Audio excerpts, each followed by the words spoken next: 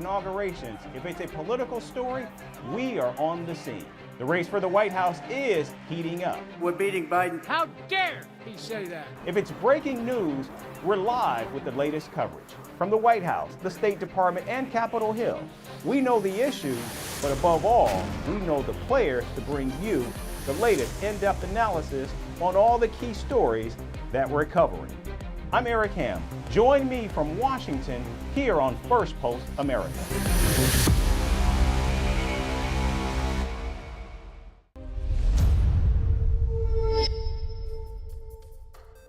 Hello and welcome to Firstpost America. I'm Eric Ham, coming to you live from the nation's capital in Washington, D.C. Over the next few minutes, we'll take you from the United States and around the world, covering all the top stories of the day. But before that, here's a look at the latest headlines. Qatar says Israel's military actions in Rafah complicate the mediation of a ceasefire deal in Gaza. The Gulf monarchy calls for an immediate intervention by the international community. Senior Republican Congressman Michael McCaul meets Taiwan's President William Lai days after China held military drills around the island. Beijing tells Washington to stay away from Taiwan. South Korea launches 20 fighter jets in response to North Korea's announcement of launching a military satellite this week. Seoul says its fighter jets simulated attack drills along the inter-Korean border. A cyclone kills at least 10 people in Bangladesh and eastern India. Both nations relocate almost 1 million people to storm shelters as wind speeds reach 75 miles an hour or 120 kilometers per hour. And early voting begins in South Africa as 1 million out of 27 million strong electorate cast their ballots. The rest of the country heads to the polls on May 29th.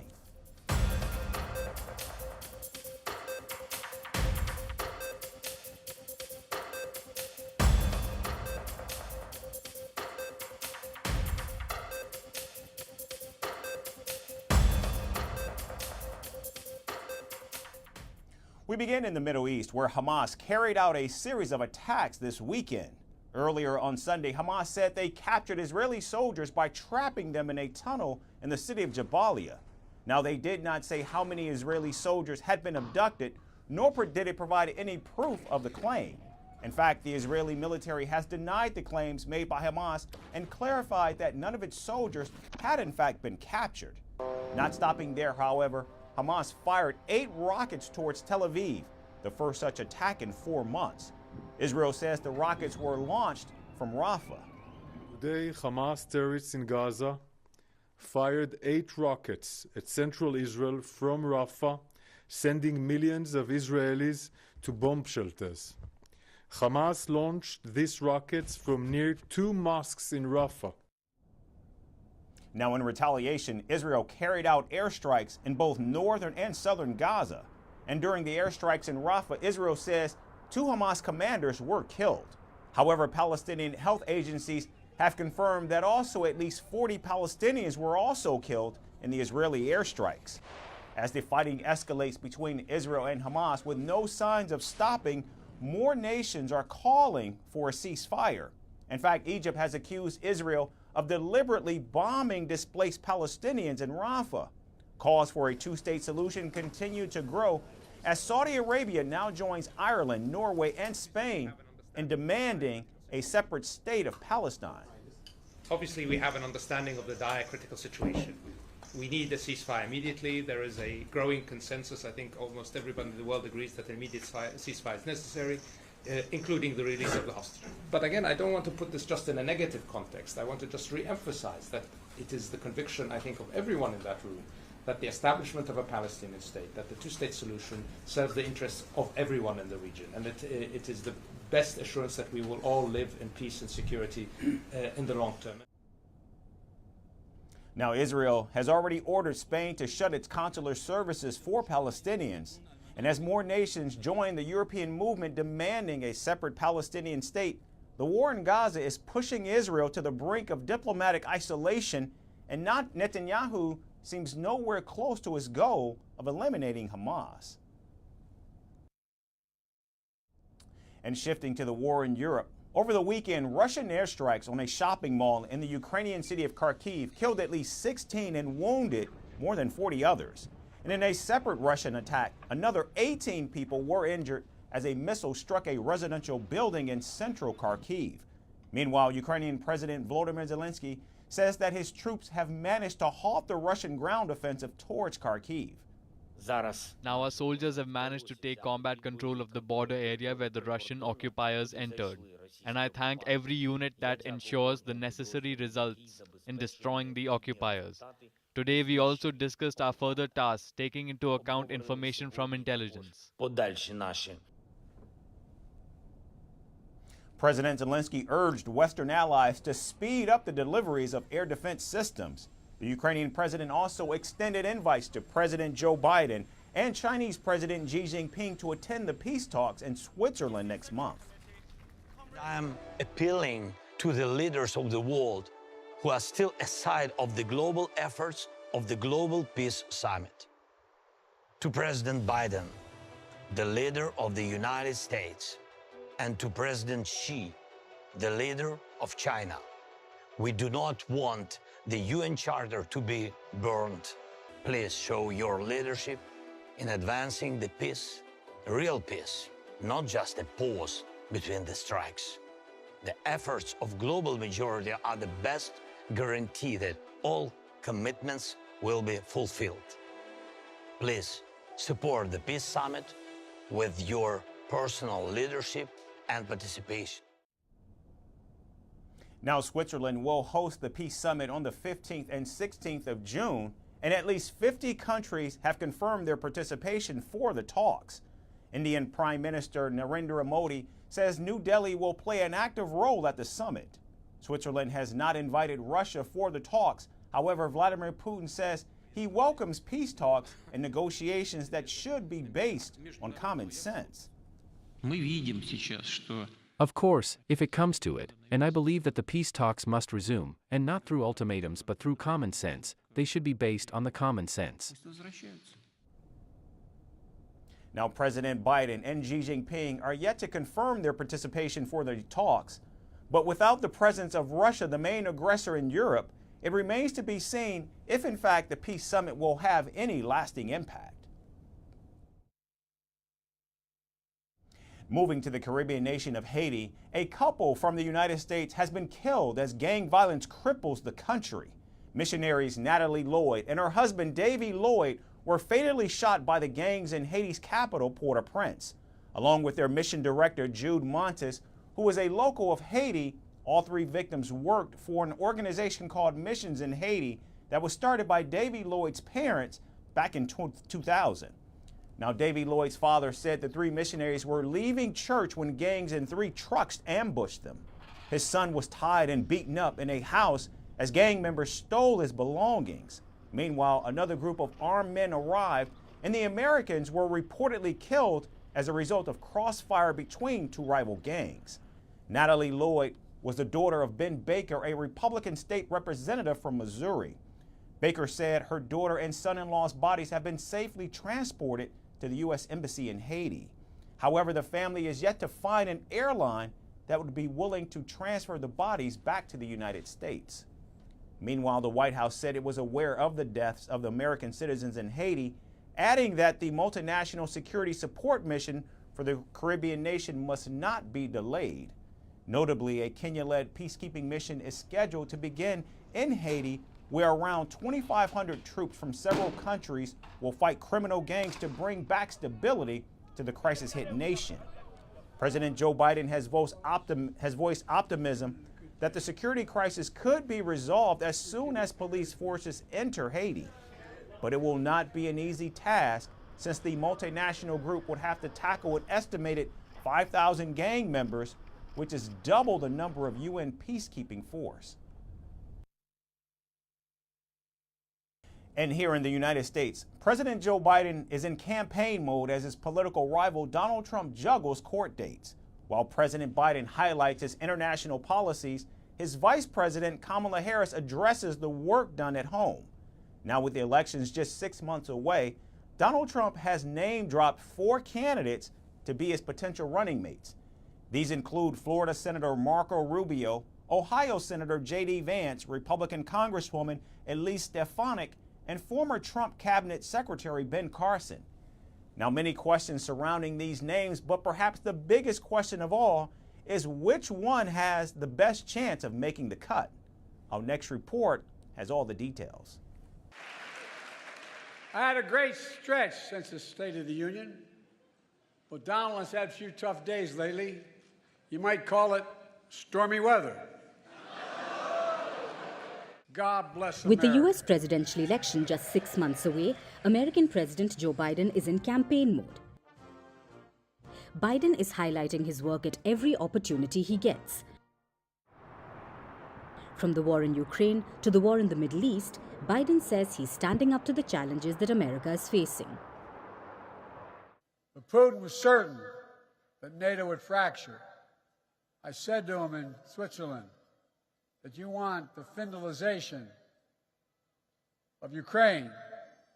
You're going to get the Finlandization, you're going to get the NATOization of Europe. He had a brazen vision, which we stepped up and stopped. In the Middle East, while we conduct urgent diplomacy to secure immediate ceasefire that brings hostages home, our Army and Navy have deployed a temporary pier on the Mediterranean in record time to increase life-saving aid to the Palestinians. With the election kicking into high gear, Biden's Vice President Kamala Harris is playing a more visible role during campaigning. As Biden focuses on his international policies, Harris is addressing issues at home, such as reproductive rights. The Biden-Harris re-election campaign is shaping up well for November. But where is Biden's political rival, Donald Trump? On Mondays and Tuesdays, Donald Trump is attending his hush money trial in Manhattan. During the week, he's often drowning in legal battles before getting a breather on the weekend, and it's this short break that Trump uses to campaign across the country. But now the former president wants a running mate to build his campaign even more. Trump has name-dropped 4 Republican lawmakers. These include Florida Senator Marco Rubio, Ohio Senator James David Vance, rising Republican businesswoman Elise Stefanik, and Trump loyalist Dr. Ben Carson. Out of the 4 potential candidates, Carson has been the most closely associated with Trump when he served as the Secretary of Housing and Urban Development during Trump's presidency. And political experts believe that having Ben Carson as the running mate would increase Trump's popularity among voters of color, particularly black and Hispanic men.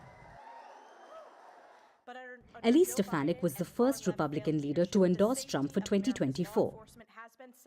The Republican conference chair has been one of Trump's most loyal supporters, and she frequently criticizes the media for being biased against Trump. However, in terms of buttering up Trump, Stefanik falls behind Senator Vance. Vance is a personal favorite of Trump.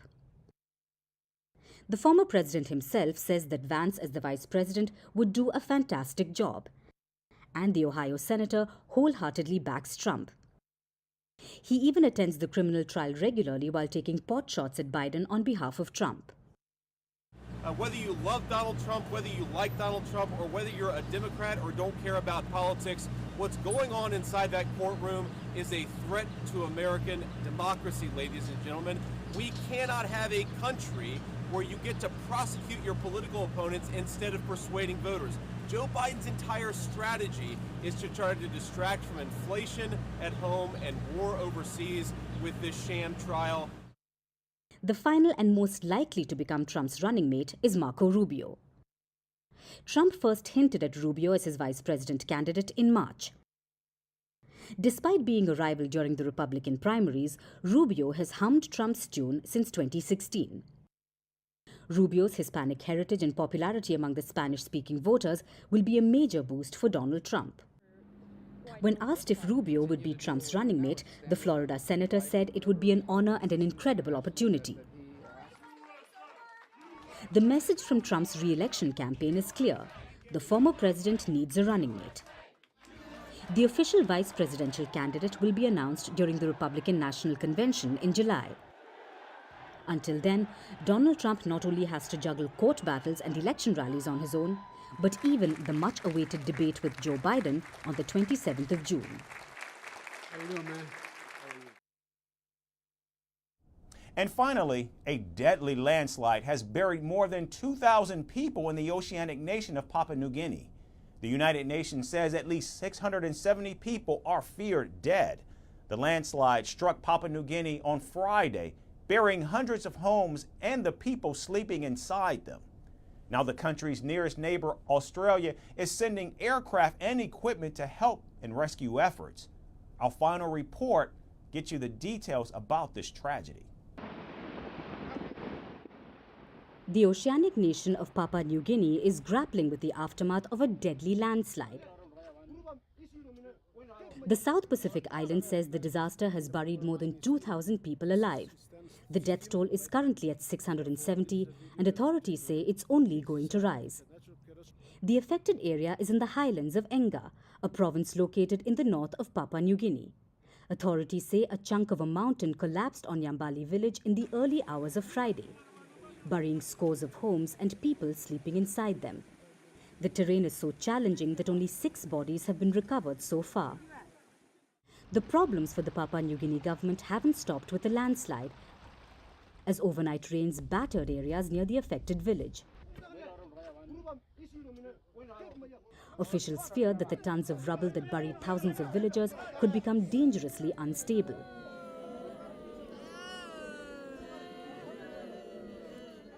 Now the government of Papua New Guinea has formally asked for international help.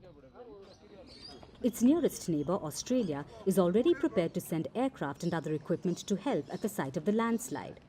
Our heart goes out to the people of Papua New Guinea and those in Enga province in the highlands who have just experienced the most appalling disaster. And, you know, we are very anxious about the numbers around the death toll, which continue to rise. From the moment this occurred on Friday, we reached out to the Papua New Guinean government offering our assistance in whatever we can do, but also specifically talking about what kind of assistance we might be able to provide. The United Nations, too, is helping people in evacuation centers, providing food, water, blankets and mattresses. Meanwhile, Papua New Guinea says rescuers are at risk because the land is still sliding and rocks are falling.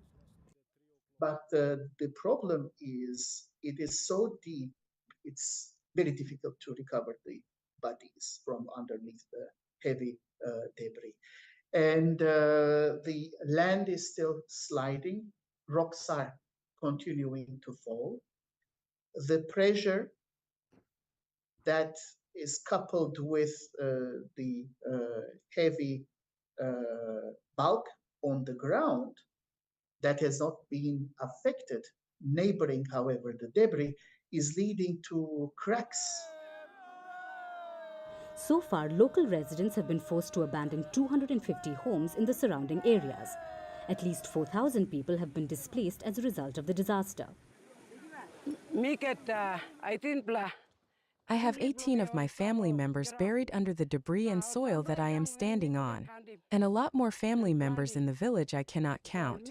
I am the landowner here. Thank you to all those who've come to help us. But I cannot retrieve the bodies, so I am standing here helplessly. Rain and falling rocks are not the only challenges that rescuers are facing. Authorities fear that tribal violence near the site of the landslide could complicate relief efforts. Now, as the death toll from the landslide in Papua New Guinea continues to rise, one can only hope that more rains do not cause more damage and trauma to the people who survived the tragedy.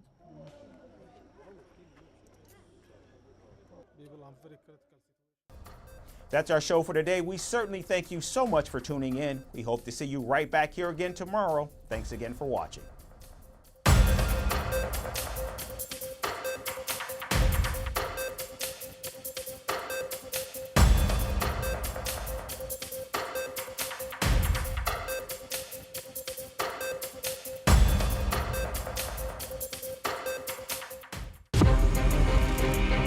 From impeachments to inaugurations, if it's a political story, we are on the scene. The race for the White House is heating up. We're beating Biden. How dare he say that? If it's breaking news, we're live with the latest coverage. From the White House, the State Department, and Capitol Hill, we know the issues, but above all, we know the players to bring you the latest in-depth analysis on all the key stories that we're covering. I'm Eric Ham. Join me from Washington here on First Post America.